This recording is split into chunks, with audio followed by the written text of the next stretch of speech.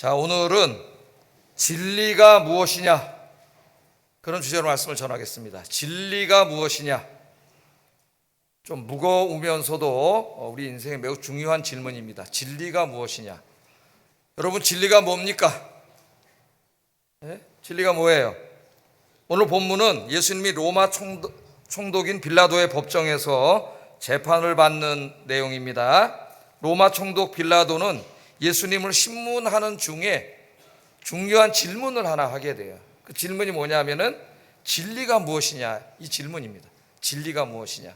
빌라도가 그냥 톡 던진 질문이지만은 사실은 우리 인류에게 있어서 가장 중요한 질문입니다. 진리가 무엇인가?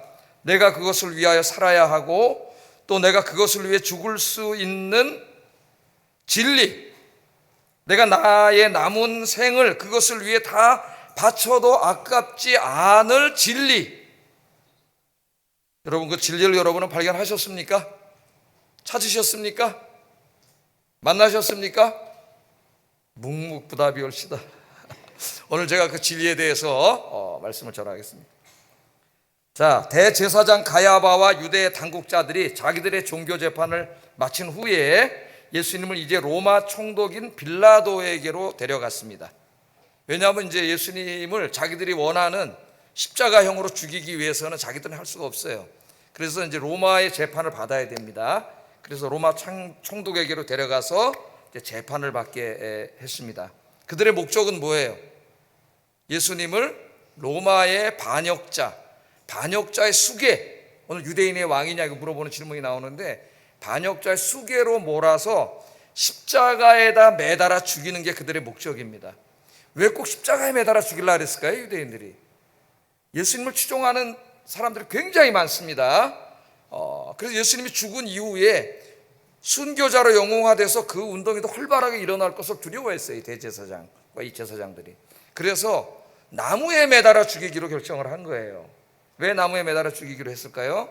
신명기에 보면은 나무에 매달려 죽은 자는 하나님의 저주를 받은 것이다, 이 말씀이 있습니다. 이걸 교묘하게 연결시켜가지고 예수님을 나무에 매달아 죽게 함으로써 그 추종자, 예수님을 존경하고 따르는 제자들이, 그 많은 사람들이 예수님이 메시아가 아니라 하나님의 저주를 받아 죽은 자다, 이렇게 함으로써 예수 운동을 끝장내게 하려고 교묘함이 들어가 있습니다. 간교함과 교묘함이 거기 들어가 있는 거예요. 자, 오늘 이 질문, 이 재판의 내용으로 들어가기 전에 하나 먼저 주목해야 될 말씀이 있는데, 28절에 보면은 대제사장과 유대 당국자들이 예수님을 빌라도의 법정으로 끌고 간 시간이 기록되어 있어요. 시간이. 그때가 언제라 그랬어요? 새벽이다. 새벽을 강조하고 있습니다. 새벽은 로마인들의 시간으로는 오전 6시입니다. 우리나라 사람들로 말하면은 해 뜨는 시간이에요. 해 뜨는 시간. 해 뜨는 시간은 지역마다 조금 다르죠. 해 뜨는 시간을 말해요.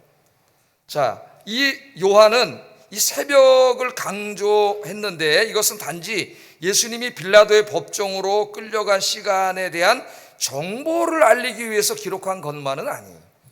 물론 그런 정보도 중요할 수가 있겠죠. 독일 신학자 불트만이 지적한 것처럼 여기에는 신학적으로 상당히 중요한 상징적인 의미가 있습니다. 상징적인 의미. 사도 요한은 예수님의 재판과 십자가의 죽음을 통하여 인류에게 죄와 죽음의 어두운 시대가 지나가고 의와 생명의 새 아침이 밝아오고 있음을 상징적으로 선포하고 있는 거예요. 예수님이 십자가에서 죽으시고 부활하시기 이전까지 인류의 역사는 죄와 죽음과 그로 인한 모든 인간의 실존적인 고통으로 점철된 역사입니다. 소망이 없는 역사예요. 그런데 이제 예수님께서 곧 십자가에서 죽으시고 다시 살아나실 거예요. 그 예수님의 십자가의 죽음과 부활이 무엇을 의미하느냐? 이제까지 죄와 사망과 고통 속에 있는 어둠의 인간의 역사, 그 역사를 이제 어떻게 해요? 뒤로 가게 하고 이제 구원과 의와 생명의 새 날이 밝아오고 있다. 새 날이. 그래서 인류는 예수님을 기점으로 해서 AD와 BC로 나뉩니다. 그렇죠? 예수님 태어남을 기점으로 해서 AD와 BC로 나뉘어요. 역사적으로 굉장히 중요한 말씀이에요. 예수님이 이 땅에 오심으로 구원의 새 날이 밝아왔습니다. 그러나 이 말씀은 꼭 역사적인 의미만 갖고 있는 것이 아니고 실존적인 의미도 가지고 있어요. 실존적인 의미. 예수님 만나기 전에 우리의 인생은 죄와 죽음과 고통으로 점철된 어둠의 인생이었습니다. 어둠의 인생. 그런데 여러분이 예수 그리스도를 나의 구주로 영접한 그날, 이 어둠이 물러가고, 이 사탄이 가져다 줬던 어둠이 물러가고, 주님이 가져다 주신 새 날, 새 인생이 밝아온 줄로 믿습니다. 아멘도 안 하네. 예? 안 밝아왔어요? 여러분은? 우리 예수님께서 이렇게 말씀하셨습니다. 마태복음 11장 28절 읽어보겠습니다. 시작. 내가 너희를 쉬게 하리라. 그래서 예수님이 오셔서 초청을 하셨어요. 인생의 그 무거운 수고운 짐, 죄와 죽음과 고통의 그 무거운 짐을 지고 어둠 속에 있는 사람들을 초청하셨습니다. 내게로 오라. 내가 너희를 쉬게 하리라. 내가 너에게 안식을 주리라. 우리 주님이 그렇게 말씀을 하셨고, 그 초청을 받고 주님께 온 사람들은 다 어둠의 인생이 뒤로 물러가고 새 인생을 살게 된 줄로 믿습니다. 오늘 이 아침 시간이 여러분이 예수님 안에서 인생의 새 날이 밝아오는 아침이 되기를 주의 이름으로 축복합니다. 더 이상 어둠 속에 있지 마세요. 주님 안에 가세요. 그러면 여러분 인생의 새 날이 밝아옵니다. 자, 빌라도가 이제 6시부터 재판을 시작하는 거예요. 아침 6시부터. 예수님을 신문을 하는 내용으로 오늘 구성되어 있습니다. 신문을 하고 예수님이 답변을 하는 내용으로 오늘 본문이 구성되어 있어요. 빌라도가 예수님을 신문하는 내용을 자세히 읽어보면은 빌라도는 예수님께 두 가지 질문을 합니다. 두 가지. 그가 알고 싶었던 것이 두 가지예요. 이 두 가지 질문을 하는데, 첫째는 네가 유대인의 왕이냐 하는 이 질문을 합니다. 네가 유대인의 왕이냐. 또 한 가지는 진리가 무엇이냐. 이 두 가지 질문을 해요. 진리가 무엇이냐. 이 두 가지 질문과 예수님의 답변 속에서 우리는 예수님이 말씀하신 진리가 무엇인가를 오늘 알게 됩니다. 절대 잊지 마세요. 오늘 진리. 자, 첫 번째 질문부터 살펴보겠습니다. 두 질문은 연관되어 있어요. 진리와 연관되어 있는데 약간 관점을 달리하고 있습니다. 먼저 첫 번째 질문, 네가 유대인의 왕이냐? 그렇게 물어봤어요. 33절 한번 읽어봅니다. 시작. 네가 유대인의 왕이냐? 이 질문은 유대인들이 예수님을 로마의 반역자로 고소한 내용과 관계 있는 질문이에요. 아까 어떻게 고소했다 그랬죠? 예수님 십자가 매달아 죽이려고 로마의 반란을 일으켜서 이스라엘을 해방시키고 이 새로운 나라를 만들려고 하는 이 운동의 수괴, 왕이다. 그러니까 로마의 반역자니까 십자가 매달아 죽여야 된다. 이렇게 고소를 한 겁니다. 자, 그래서 그 고소를 들었기 때문에 빌라도가 한 질문이 뭐냐면은 네가 유대인의 왕이냐? 네가 유대인의 왕 맞냐? 그렇게 질문을 했습니다. 예수님께서 빌라도에게 되물었어요. 오늘. 답변을 하기 전에 되물었습니다. 34절에 보면 예수께서 대답하시되 이는 내가 스스로 하는 말이냐? 다른 사람들이 나에 대하여 내게 한 말이냐? 이렇게 먼저 질문을 하셨어요. 예수님의 질문은 이겁니다. 네가 나를 유대인의 왕이냐고 묻고 있는데 이 질문이 내가 스스로 궁금해서 물어보는 질문이냐, 아니면 유대인들이 고발한 내용을 확인하는 질문이냐? 재판관이니까 확인해야 되겠죠. 예? 당사자의 말도 들어봐야 될 거 아니에요. 확인하는 질문이냐? 그렇게 물어봅니다. 빌라도는 내가 내 생각을 물어본 게 아니고 네 동족들이 너를 고소한 내용이다. 그렇게 말을 하죠. 35절에 빌라도가 대답하되 내가 유대인이냐? 네 나라 사람과 대제사장들이 너를 내게 넘겼으니 내가 무엇을 하였느냐? 네 동족들과 대제사장이 지금 너를 반란의 수괴 왕으로 고소를 했는데 도대체 네가 무슨 일을 했길래 이런 고소를 당했느냐? 그렇게 물어보는 거죠. 우리는 여기서 빌라도의 질문이 자기가 그렇게 생각해서 물어본 게 아니라 유대인들의 고소 내용을 확인하는 것, 즉 재판의 절차를 진행하는 것임을 알 수가 있습니다. 이 내가 유대인의 왕이냐는 질문은 정치적인 질문입니다. 정치적인 질문. 자, 유대인들이 뭐라고 고소했다고요? 뭐라고 고소했다고요? 이자가 하나님 나라 운동이라는 걸 하는데, 하나님 나라를 선포하는데 이게 뭐냐 하면은 자기가 왕이 돼서 자기 추종자들 끌어모아서 군사반란을 일으켜가지고 당신들 로마 제국과 싸워서 이스라엘을 회복시키려고 하는 운동이요. 이렇게 고소했다 그랬잖아요. 예? 그게 유죄로 인정되면 십자가형밖에 없어요. 로마법에 십자가에 죽게 돼 있습니다. 자, 그렇게 고소했습니다. 자, 빌라도는 예수님에게 내가 유대인들이 고소한 내용처럼 유대인의 왕으로서 군사를 모아 로마에 반역하고 이스라엘을 독립시키는 운동을 진짜 했느냐? 네가 그런 운동을 했느냐? 네가 그런 왕 맞아? 그렇게 확인을 하고 있는 거예요. 이제 유죄 판결을 하려면 확인을 해야 될 거 아니에요. 그랬더니 예수님께서는 이제 대답을 하셔요. 여기에 굉장히 중요한 대답이에요. 우리나라 이 목사 신학했다는 친구들, 신부들, 가톨릭의 그리스도인들이 굉장히 오늘 이 말씀을 아주 집중해서 듣고 또 명심 또 명심해야 돼요. 예수님 뭐라 그랬어요? 네가 왕이냐? 네가 이 땅에 이스라엘이라고 하는 새로운 독립국가를 만들려고 하는 거 맞아? 그랬더니 예수님 뭐라 그러셨느냐? 36절 읽어보겠습니다. 시작. 만일 내 나라가 이 세상에 속한 것이었더라면 내 종들이 싸워 나로 유대인들에게 넘겨지지 않게 하였으리라. 이제 내 나라는 여기에 속한 것이 아니니라. 잘 들으세요. 지금 빌라도의 관심이 뭐예요? 네가 정말 여기 로마랑 대항하는 하나의 그 이스라엘이라고 하는 민족 국가를 세우려고 하는 거냐? 네가 거기 왕이냐? 이 정치적인 관심으로 물어본 거죠 지금. 그랬더니 예수님이 뭐라 그러시냐면은 내 나라는 이 세상에 속한 것이 아니라고요. 자, 뭐라고요? 내 나라는, 예수님이 선포하시고 운동하셨던 하나님 나라는 이 세상에 속한 게 아니다. 그렇게 말씀을 해요. 또 마지막에도 두 번이나 얘기하죠. 이제 내 나라는 여기에 속한 것이 아니니라. 그렇게 말씀을 하고 있습니다. 그러면서 그 다음에 뭐라 그랬어요? 만일 내가 로마에 대항하는 이 세상의 왕국을 세우려고 했다면 내 종들이 군대를 모아서 로마와 싸웠을 것이고 내가 여기 끌려와서 재판받지 않을 것이다. 예수님이 그렇게 말씀을 하셨습니다. 자, 예수님의 이 말씀은 교회의 현실 정치 참여가 너무나 노골화되고 있는 우리나라의 기독교의 매우 절실한 말씀입니다. 자, 내가 이 땅에 세울 하나님의 나라는 이 세상에 속한 것이 아니다. 예수님이 그렇게 말씀하셨어요.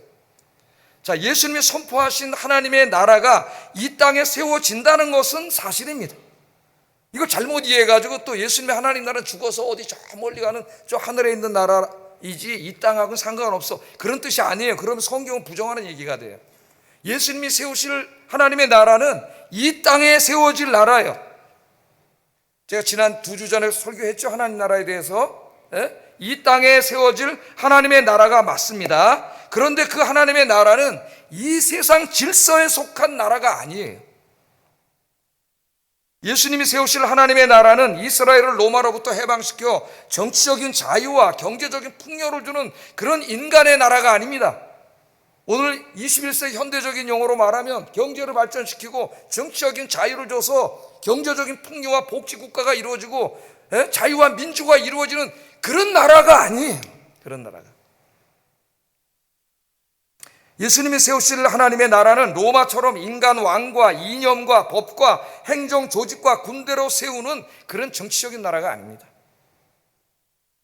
예수님은 인간의 정치에 의해서 작동되는 그런 나라를 세우려고 이 땅에 오신 것이 아니에요. 만일 예수님이 오신 이유가 정치적인 나라를 세우는 것이었다면 로마는 벌써 멸망했을 겁니다. 예수님은 창조주 하나님이신 로마는 벌써 멸망했을 거예요. 전쟁을 일으키고 무고한 양민을 죽이고 있는 지금 이 시대의 사악한 나라, 사악한 자들도 이미 다 죽었고 멸망했을 거예요. 오늘날 한국교회에 예수님을 정치 한복판으로 끌어들이는 사람들이 점점 늘어가고 있습니다. 이 사람들은 내 나라는 이 세상에 속한 것이 아니다라고 말씀하신 예수님의 말씀을 명심해야 돼요. 우리 기독교인은 다 마찬가지예요. 하나님의 나라는 정치운동으로 이루어지지 않습니다. 하나님의 나라는 내가 원하는 정당과 내가 지지하는 정치인 세워가지고 세워지는 나라가 아니에요. 그런 나라하고 상관없어요. 그런 정치 메커니즘으로 이루어진 나라가 아닙니다. 예수님이 선포하신 하나님의 나라는 어떤 나라냐? 어떻게 이루어지느냐? 예수님의 십자가와 부활의 복음운동으로 세워지고 이루어지는 나라예요. 예수님이 선포하신 하나님의 나라는 하나님께서 종말에 이 땅에 세우실 나라입니다. 제가 2주 전에 설교했습니다. 잘 생각해 보세요. 하나님의 나라를 선포하셨는데 하나님의 나라의 미래적인 내용과 현재적인 내용이 있다. 기억나세요? 안 나세요? 다시 들어보세요. 그거 굉장히 중요한 설교예요. 우리 신약 전체, 구약 전체를 이해하는데 굉장히 중요한 주제입니다. 제가 2주 전에 한 설교가. 자, 종말에 이 땅에 세우실 하나님의 나라입니다. 하나님이 정하신 때가 되면 하나님께서 인간의 모든 죄악을 심판하시고 모든 악인들을 심판하시고 이 세상을 치유하시고 회복하셔서 이 땅에 하나님 나라를 세우실 거예요. 그 나라는 하나의 나라입니다. 하나의 나라. 하나님을 믿는 모든 하나님의 백성들로 구성된 하나의 나라이고 그 나라를 다스리는 분은 한 분 하나님이세요. 우리 예수님이 선포하신 나라는 바로 그 나라예요. 그 나라를 하나님께서 이 땅에 세우실 것이라는 거예요. 그 나라가 세워지기 위해서는 일단 모든 사탄을 비롯한 그 악의 세력들을 다 심판해야 되고 그들이 망가뜨려 놓은 이 아름다운 하나님의 세상을 다 치유하고 회복해서 하나님의 나라로 완성시켜 놔야 돼요. 그리고 구원받은 백성들을 거기서 영원히 살게 하실 거예요. 자, 예수님이 선포하신 나라는 바로 이 땅의 정치의 나라가 아니라 이런 나라라는 것을 예수님께서 말씀하고 있습니다. 우리는 지금 누굴 기다리고 있어요? 뭘 기다리고 있어요, 여러분? 이 세상이 영원하라. 우리나라 경제적으로 많이 발전했으니까 더 경제적으로 풍요로워지거라. 그렇게 기도하고 있습니까, 여러분? 그런 걸 소망하고 있습니까? 성경을 모르는 사람들이 하는 짓이에요. 그게. 하나님이 정하신 때가 되면 예수님이 다시 오신다고 성경은 이야기합니다. 다시 오셔서 그때 이 땅에 존재하는 사탄과 모든 악을 다 심판하실 거예요. 인간들이 세워서 지금 이 땅에 존재하는 200여 개의 모든 나라들이 다 심판을 받아서 사라질 겁니다. 죄악으로 점철된 인간의 역사도 다 사라질 거예요. 그때는 인류가 민족과 민족으로 구분되는 것이 아니라 구원받은 사람들과 구원받지 못한 사람들로 구분될 겁니다. 구원받은 사람들은 하나님께서 이 땅에 세우신 하나님 나라에 참여하여 그 축복을 누리게 될 것이에요. 그러나 구원받지 못한 사람들은 하나님의 공의의 심판을 받아 영원한 형벌에 처해질 것입니다. 하나님이 왕이 되셔서 온 세상을 다스릴 것이고 구원받은 온 세계 열방 사람들이 한 분 하나님을 예배하고 찬양하는 그런 나라가 이 땅에 이루어질 거예요. 할렐루야. 그래서 이 땅의 모든 나라들, 민족들, 그런 왕들, 이런 세상적인 가치, 이념적인 가치, 정치적인 가치는 다 일시적이고 상대적인 가치, 거기에 절대성을 두면 그게 우상이 됩니다. 여러분, 우리 그리스도인 여러분, 그 우상에서 해방되셔야 돼요. 정치의 우상에서. 하나님이 이 땅에 하나님의 나라를 세우는데 하나님의 나라가 임하면 죄와 죽음이 없습니다. 거기는 거짓과 불의가 없습니다. 슬픔과 눈물이 없습니다. 증오와 미움이 없습니다. 질병과 고통이 없습니다. 사랑과 평강과 기쁨과 만족이 가득한 지복의 나라에, 여러분 그 나라에 살고 싶지 않습니까? 그런 나라에서 요새 사람들이 저 살기 좋은 나라 뭐 뉴질랜드, 카나다 이민 가려고 자꾸 그러는데 여러분 이 땅에는 그런 나라가 없어요. 하나님이 세우실 나라. 그러므로 예수님의 하나님 나라 운동은 정치 운동도 아니고 민족 해방 운동도 아닙니다. 예수님이 하나님 나라 운동은 종말에 세우실 하나님 나라를, 잘 들으세요, 종말에 하나님께서 세우실 하나님의 나라가 있음을 이걸 모르는 사람들에게 알리고 그 다음에 그 사람들을 이 축복의 나라로 초청하는 복음 운동이에요. 복음 운동.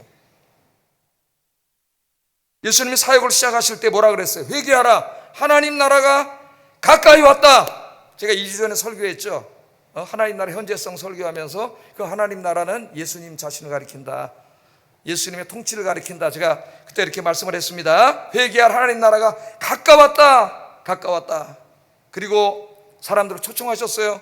수고하고 무거운 짐진 자들아 다 내게로 오라, 내가 너희를 쉬게 하리라. 우리 예수님께서 초청하셨습니다. 우리 교회의 사명은 내가 겨자씨가 되고 누룩이 되어 멸망의 길로 가고 있는 사람들을 구원하여 하나님 나라의 축복에 참여하도록 하는 것이에요. 2주 전에 제가 겨자씨 누룩 이야기했죠. 겨자씨의 사명은 복음을 전하는 사명이고 누룩을 전하는 사명은 기독교 사회문화운동이라 그랬습니다. 사랑을 실천하고 정의를 행하고 하나님의 아름다움을 실천해서 이 땅에 하나님의 백성들을 창조하고 하나님의 아름다운 나라, 정의와 사랑이 통치하는 아름다운 나라를 우리가 만들어가는 게 사명이다, 교회에. 물론 그 나라는 인간의 힘으로는 이룰 수 없다 그랬죠. 하나님의 때가 되면 하나님이 다 이루실 것이지만, 하나님이 다 이루시기 전까지 우리의 사명은 그 나라를 이루어가는 것이다. 할렐루야. 기억나세요, 안 나세요? 기억 안 나시면 또 가서 설교 한번 들어보시기 바랍니다. 여러분들이 이 땅에 누룩이 되고 겨자씨가 되는 것, 그래서 이 세상을 구원하는 것, 많은 사람들이 축복에 참여시키도록 초청하는 것, 그것이 우리 교회가 해야 될 복음운동이고 생명운동인 줄로 믿습니다. 그래서 그리스도인들의 사명은 정치구호가 쓰인 피켓 들고 거리로 나가는 것이 아니고 십자가의 부활의 복음을 들고 세상으로 가는 거예요. 정치에 그렇게 얼굴 시뻘개지면서 핏대를 올리고 이야기하는 그 열정으로 이 생명의 복음, 하나님 나라의 복음을 증거하는 여러분 되시기를 주의 이름으로 축복합니다. 자, 이렇게 이제 하나님 나라에 대해서 얘기하면서 계속 빌라도가 의심하잖아요. 네가 정말 그런 나라를 만들려고 했느냐? 그 나라를 만들려고 하는 왕이냐? 자, 그렇게 물어봅니다. 오늘 예수님이 내 나라는 이 땅에 속한 것이 아니다. 그 의미를 제가 지금 설명을 했어요. 이 세상에 속하지 않았다. 이 세상이 그런 정치 메커니즘으로 움직이는 나라가 아니다. 예수님이 말했습니다. 그랬더니 다시 묻습니다. 빌라도가 37절에 빌라도가 이르되 그러면 네가 왕이 아니냐? 네가 왕이 아니냐? 그렇게 물어요. 빌라도는 예수님에게 내가 왕인 건 맞느냐? 네 나라가 이 땅에 속했든 안 속했든 네가 왕인 건 맞느냐? 이제 그렇게 다시 물어보니까 우리 예수님 뭐라 그러세요? 내가 왕이 맞다고 얘기해요. 왕이 맞다. 그 정치적인 왕은 아니야. 네가 말하는, 네가 이해하는 그 정치적인 왕은 아니야. 로마의 왕이든 그게 누구 왕이든 그런 왕은 아니에요. 그럼 예수님은 어떤 왕이냐? 어떤 왕이냐? 자, 37절 중반절에 보면 예수님께서 대답하시되 내 말과 같이 내가 왕이니라. 내가 이를 위하여 태어났으며 이를 위하여 세상에 왔느니라. 왕 맞다. 내가 왕이 되기 위해서 이 땅에 태어났고 이 땅에 찾아왔다. 예수님이 그렇게 말해요. 그러나 그 다음에 어떤 왕이냐를 설명합니다. 네가 의미하는 그런 정치적인 왕은 아니라는 거예요. 뭐라 그랬어요? 37절 하반절에 곧 진리에 대하여 증언하려 함이로라. 이 무슨 말씀이에요? 진리에 대해서 증언하는 왕이다 그 말이에요. 진리에 대해서 증언하는 왕이다 이렇게 대답을 하고 있습니다. 정치운동하러 온 왕이 아니라 진리에 대해서 증언하러 온 왕이다. 그렇게 답변을 하니까 빌라도가 여기서 중요한 질문을 던지는 거예요. 진리? 진리? 진리가 무엇이냐? 그렇게 물어봅니다. 내가 왕 맞는데 진리에 대해서 증언하는 왕이다. 그렇게 물어봤어요. 지금까지는 왕에 관심이 있었는데 예수님이 진리를 말씀하시니까 이제 초점이 약간 바뀌어요. 그래? 진리를 네가 증거하는 왕이라고? 그럼 도대체 네가 말하는 진리는 뭐냐? 진리는 뭐냐? 빌라도의 질문은 이것입니다. 모든 사람이 반드시 알아야 하고 모든 사람이 반드시 따라야 할 진리가 무엇인가? 그런 절대적인 진리라는 것이 있기는 있는 거 맞냐? 그렇게 물어본 거예요. 오늘 21세기에는 포스트 모더니즘이라고 하는 이 철학이 지배하고 있습니다. 포스트 모더니즘의 가장 중요한 그들이 말하는 진리는 절대적인 진리는 없다는 거예요. 모든 진리는 다 상대적이고 그렇기 때문에 하나님도 절대적인 진리가 아니고 성경도 절대적인 진리가 아니라는 거예요. 기독교인에게만 절대적인 진리이지 다른 사람에게는 아니라는 거예요. 우리가 지금 그런 시대에 살고 있습니다. 그런 가운데 많은 사람들이 참 진리가 뭐냐 말하지 않아도 그들의 마음속에 진리가 무엇인가를 궁금해하고 있어요. 저도 청년 때 대학 다닐 때 우리 사회가 굉장히 좌우로 대립되어 있고 학생운동 거의 뭐 학교운동이 주사파에 의해서 장악되고 있는 그런 시대에 학교를 다녔습니다. 그때 정말 저도 알고 싶었어요. 진리가 무엇인지 알고 싶었습니다. 그래서 책들을 엄청 읽었어요. 그때 진짜 제가 신학을 하면서도 이 사회과학 책이나 뭐 이 칼 마르크스에 관한 것도 많이 읽었어요. 뭐 공산당 선언도 읽고 레닌의 제국주의론도 읽고 마르크스의 자본론 원본으로는 안 읽었지만 저 서울대 김수영 교수가 해설을 내온 자본론도 읽었어요. 제가 뭔가 알고 싶었어요. 진리가 뭔가 가르쳐주는 사람이 없었습니다. 학교에서도 뭐 신학교에서도 진리를 알고 싶었어요. 진리가 뭐냐? 정말 모든 사람이 알아야 되고 모든 사람이 반드시 따라야 될 진리, 그런 진리가 있기는 하냐? 그게 뭐냐? 그 다음을 읽어보면은 사도 요한은 예수님의 대답을 기록하지 않았습니다. 오늘 말씀에 없어요. 진리가 뭐냐고 물어봤는데 왕이냐고 물어봤을 때는 왕 맞다 그랬습니다. 그러나 진리를 전하는 왕이다, 진리가 뭐냐? 그 다음에 답이 없어요. 말씀해 보면. 그러나 뒤에 나오는, 오늘 본문 뒤에 나오는 예수님의 십자가와 부활의 이야기를 통해서 빌라도의 질문에 사도 요한은 답하고 있습니다. 나머지가 다 답이에요, 지금. 요한복음의 나머지 부분은 빌라도의 질문에 대한 답입니다. 진리는 뭔가 제가 생각해 봤어요. 진리, 뭘 진리라고 하지? 진짜 많이 생각해 봤습니다. 진리는, 저는 이렇게 생각을 해요. 진리는 인간 실존의 모습을 마치 거울을 보는 것처럼 사실 그대로 정확하게 보여주는 것이어야 한다. 그럼 이제 물론 우리가 진리론을 따지면 과학적인 진리도 있고 뭐 철학적인 진리도 여러 가지 얘기할 수 있겠지만은, 과학적인 진리는 뭐예요? 이 안경이 여기 있다고 하면은 이 안경의 구성 요소와 이런 것들을 있는 그대로 정확하게 여기에 접근해 가는 게 진리죠. 100% 정확히 말했다면 그게 진리가 되는 거예요. 이런 진리가 과학적 진리입니다. 이걸 우리 인간 실존에도 적용해 볼 수가 있겠어요. 우리 인간이 지금 처해 있는 실존은 뭔가, 우리나라 지금 경제도 잘 되고 돈도 많이 벌고 계속 이렇게 살 거야, 잘 살 거야, 돈이 최고야, 경제가 최고야, 그게 진리인가? 여러분, 진리는 우리 실존의 모습을 정확하게 보여주어야 하는 것이어야 하고, 또 인간의 실존적인 문제를 해결해 줄 수 있는 것이어야 합니다. 그래서 모든 인간이 반드시 알아야 되고 반드시 따라야만 하는 것, 그게 진리예요. 진리가 무엇이냐? 예수님이 요한복음 14장 6절에 사실은 대답을 미리 하셨어요. 한번 읽어보겠습니다. 시작. 나로 말미암지 않고는 아버지께로 올 자가 없느니라. 예수님 뭐라 그랬어요? 내가 곧 진리다, 이렇게 말씀하셨어요. 내가 곧 진리다. 예수님이 진리이시기 때문에 예수님이 하신 말씀이 다 진리이고, 예수님이 가르치시고 하신 말씀이 성경에 기록되어 있기 때문에 성경 66권이 진리예요. 진리. 이 세상에 있는 지식은 다 상대적인 것이고 절대적인 진리는 예수님 자신입니다. 예수님은 죄와 사망의 권세하에 있는 인간의 절망적인 실존의 모습을 정확하게 보여주셨습니다. 또 그 절망으로부터 해방되어 구원에 이르는 길을 친히 이루어 주셨어요. 그래서 예수님이 진리예요. 여러분, 인간은 어떤 상태에 있습니까? 하나님 떠난, 아담과 하와가 하나님 떠난 이후에 인간은 죄와 죽음과 온갖 영적 또 육체적, 정신적 고통 속에 있어요. 어둠 속에 있습니다. 어둠 속에. 하나님 떠난 후에 인간은 그렇게 돼 있어요. 죄 때문에 하나님과 관계가 단절되었고 생명의 원천이신 하나님과 관계가 끊어짐으로 인간에게 죽음이 찾아왔어요. 그래서 인간이 100살도 못 살고 죽는 거예요. 그리고 온갖 영적, 정신적, 육체적 고통이 찾아오게 되었습니다. 육체적 고통은 온갖 질병이고 영적 고통은 불안하고 우울하고, 이런 정신적인 고통이 찾아오게 됐어요. 예수님은 이 절망 상태에 있는 인간을 구원하여 하나님 나라의 축복을 누리게 하기 위해서 이 땅에 오셨어요. 내가 진리에 대해서 말하려고 왔다는 말이 그런 의미입니다. 자, 생각해 보세요. 예수님께서 십자가에서 죽으심으로 인간의 죄의 문제를 해결해 주셨습니다. 누구든지 예수님 믿으면 죄사함 받고 하나님과 관계가 회복되어서 하나님의 백성이 되고 하나님 나라의 축복에 참여할 수 있게 되었습니다.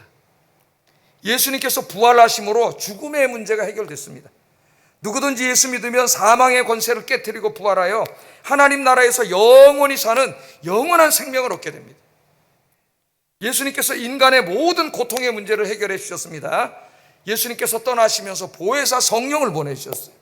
성령님이 우리 안에 찾아오실 때에 하늘나라의 샬롬을 가지고 찾아오셨습니다. 그래서 우리 안에 있는 모든 이 실존적인 고통을 다 치유해 주셨어요. 그래서 이 죄와 사망, 고통 속에 살면서도 우리가 하늘의 샬롬을 누리게 되었습니다. 할렐루야. 인간이 처해 있는 죄와 사망과 영적, 정신적, 육체적 고통의 문제들을 해결해 줄 수 있는 진리가 이 세상에 있습니까? 그런 종교가 있습니까? 철학이 있습니까? 이념이 있습니까? 그런 이론이 있습니까, 여러분? 오직 예수 그리스도께서 이 문제에 대한 해답을 주신 줄로 믿습니다. 그래서 예수 그리스도가 진리예요. 예수님께서 십자가에서 죽으시고 부활하심으로 이 모든 인간의 문제를 해결해 주셨습니다. 오늘날도 사람들이 묻습니다. 죄와 죽음과 고통으로부터 우리를 구원할 수 있는 진리가 무엇인가? 그런 진리가 과연 있는가? 여러분이 이제 가서 말해 주셔야 돼요. 그런 진리가 있습니다, 여러분. 이 죄와 죽음과 이 고통으로부터 해방되어 구원 얻을 수 있는 참된 진리가 있습니다. 그분이 예수 그리스도입니다. 예수 그리스도, 예수 믿으면 이 모든 문제로부터 해결되어 남은 인생을 행복하게 살고 천국에서 영원히 살 수 있습니다. 이것을 전하는 것이 여러분의 사명이에요. 저와 여러분의 사명. 입을 다물고 있으면 안 됩니다. 진리는 부끄러운 게 아니에요. 인간들이 처해 있는 그 현실을 사실 그대로 말해주고 그들이 그 절망으로부터 구원받을 수 있는 이 진리의 길, 이 십자가의 길을 가르쳐줘야 될 거 아니에요. 기독교인들이 알고 있는데 이 사명을 잘 감당하시기를 주의 이름으로 축복합니다. 뿐만 아니라 예수님 안에서 이 행복과 이 기쁨이, 이 샬롬이 날마다 가득하기를 주의 이름으로 축복합니다. 그런데 오늘 본문에 보면은요, 진리이신 예수님과 세상 사이에서 방황하는 한 사람이 보입니다. 방황하고 있어요. 여러분은 방황하십니까? 아니면 굳건히 서 있습니까? 진리 위에. 방황하는 사람이 있는데 그 사람이 빌라도예요. 빌라도. 로마의 총독 빌라도입니다.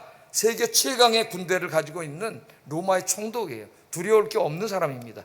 그런데 오늘 본문을 읽어보면 이 빌라도가 한없이 연약한 존재, 두려움에 떠는 존재로 그려지고 있어요. 빌라도는 처음에는 이 재판에 관여하기를 원치 않았습니다. 그래서 유대인들에게 니네 재판이니까 니네 스스로 하라 그랬어요. 니네 스스로. 31절에 나오죠.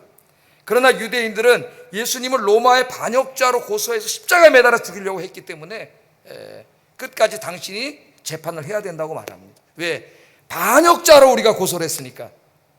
총독은 재판을 해야 돼요.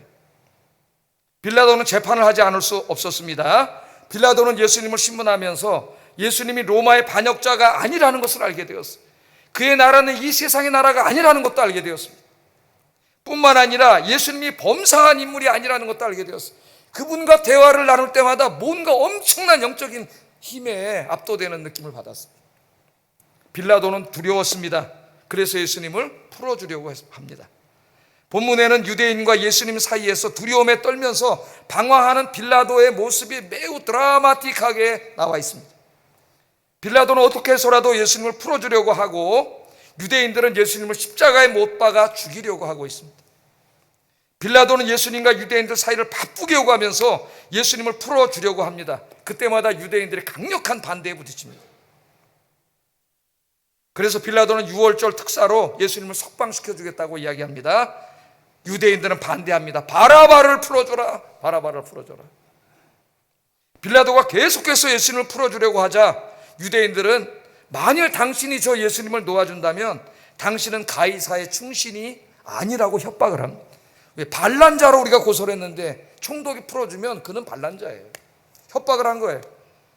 이에 빌라도는 할 수 없이 예수님을 유대인들에게 넘겨줍니다. 그래서 십자가에 못 박아 죽게 합니다. 요한복음 연구에서 위대한 업적을 남긴 레이먼 브라운 교수는 이 빌라도를 통해서 세상의 압력 앞에서 타협하고 주저하는 연약한 그리스도인의 모습을 보고 있습니다. 우리는 참 진리이신 예수님을 만난 사람입니다.